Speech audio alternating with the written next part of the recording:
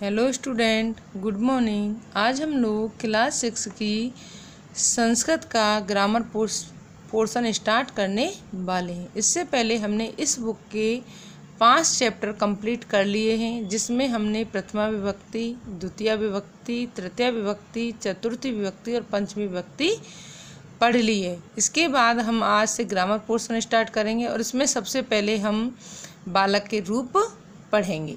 अब इसमें हम सबसे पहले ये जानेंगे कि ये रूप एक वचन, द्विवचन, बहुवचन में कैसे चलते हैं और इनके कारक चिन्ह कैसे होते हैं और इनकी विभक्ति हम कैसे निकालते हैं।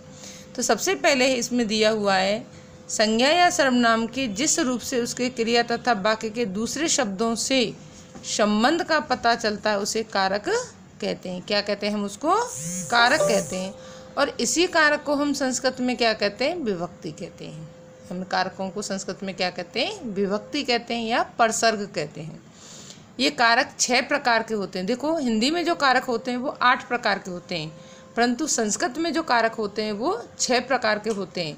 इसमें संस्कृत में हम लोग एक संबंध कारक को और एक संबोधन कारक को काउंट नहीं करते हैं।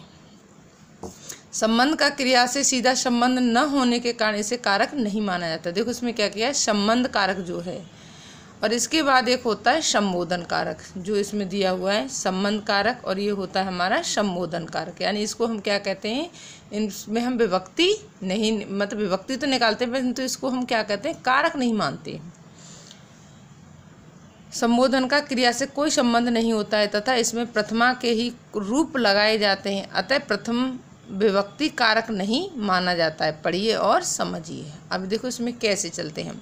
जैसे हमें ये तो पता है कारक चिन्ह तो हम जानते हैं अच्छी तरह से। जैसे कर्ता ने कर्म को करण से, संप्रदान के लिए, अपादान से, संबंध काकी के, अधिकरण में पर और संबोधन हेयर। ये तो क्या है? हमारे जो हिंदी में हम कारक पढ़ते हैं वो सब ये क्या है? हमारे कारक हैं।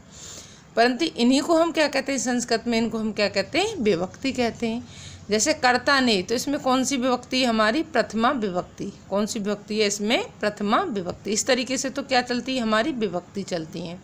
अब देखो वचन, हमारी हिंदी में केवल कितने वचन होते हैं? 2 वचन होते हैं। अगर एक वस्तु है तो हम उसको एक वचन बोलेंगे, और एक से अधिक वस्तुएं हैं तो उसको हम क्या कहते हैं? मतलब बहुवचन बोल देते हैं सीधे, एक वचन और बहुवचन। परंतु संस्कृत में अगर एक वस्तु है तो एक वचन, 2 वस्तुएं तो 2 वचन, और 2 से अधिक जो वस्तुएं होती हैं उनको हम क्या कहते हैं? बहुवचन कहते हैं। इस तरीके से इसमें कितने वचन होते हैं? 3 वचन होते हैं संस्कृत में। तो इसी तरीके से एक वचन, द्विवचन, बहुवचन, इस तरीके से चलते हैं। जैसे विभक्ति कैसे चलेगी? जैसे कर्ता है तो इसमें कौन सी विभक्ति होगी? प्रथमा विभक्ति।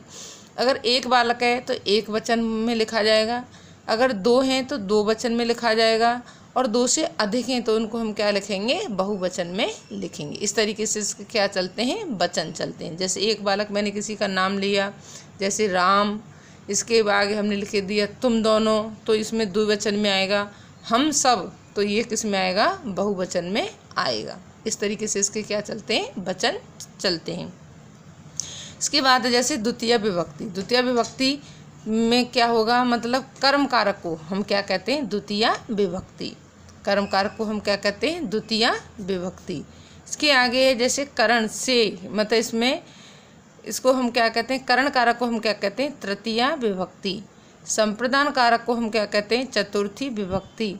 और अपादान कारक को क्या कहते हैं? पंचमी विभक्ति। संबंध को क्या कहते हैं? षष्ठी विभक्ति।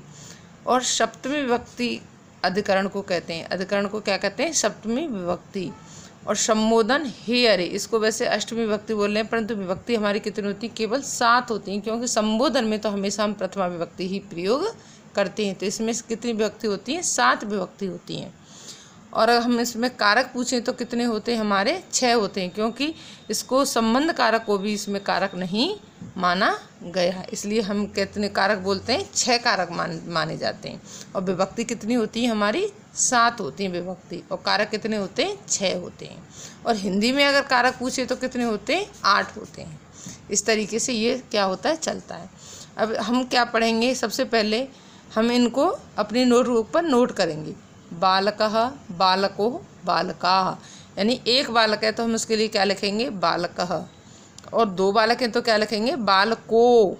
और बहुत बालक हैं यानी 2 से अधिक बालक हैं तो क्या लिखेंगे, बालकाः। तो समझ में आ रहा है कुछ। इसके आगे जैसे एक बालक है द्वितीय विभक्ति है तो क्या लिखेंगे, बालकम। और 2 बालक हैं तो बालको, और 2 से अधिक हैं तो बालकान। क्या लिखेंगे, बालकान।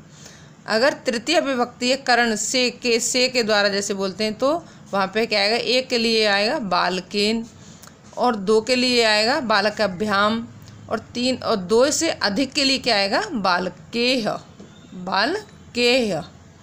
इसके आगे चतुर्थी विभक्ति में एक वचन के लिए क्या आएगा, बालकाय। द्विवचन के लिए क्या आएगा, बालकाभ्याम। और बहुवचन या मतलब 2 से अधिक के लिए क्या आएगा, बालकेभ्य, बालकेभ्य। इसके बाद पंचमी विभक्ति में एक वचन के लिए क्या आएगा, बालकात, बालकाभ्याम। 2 के लिए क्या आएगा, बालकाभ्याम। और 2 से अधिक के लिए क्या आएगा, बालकेभ्य। इसके आगे है हमारी षष्ठी विभक्ति। षष्ठी विभक्ति में एक बालक के लिए क्या आएगा, बालकस्य। और 2 बालकों के लिए क्या आएगा, बालकयो। और 2 से अधिक बालकों के लिए क्या आएगा, बालका नाम।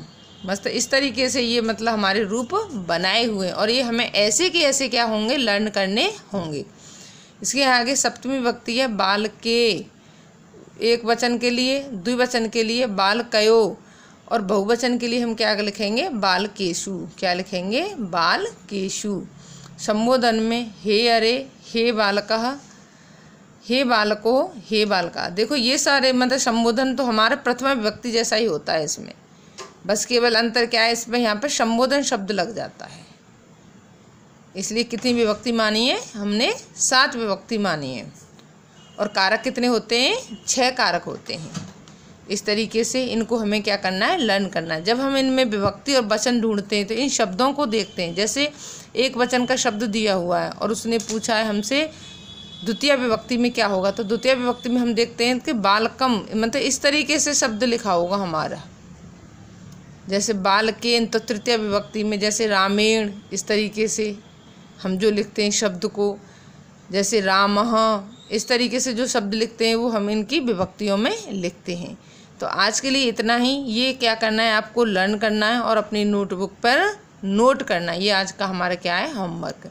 थैंक यू बच्चों, कल मिलेंगे नेक्स्ट वीडियो के साथ।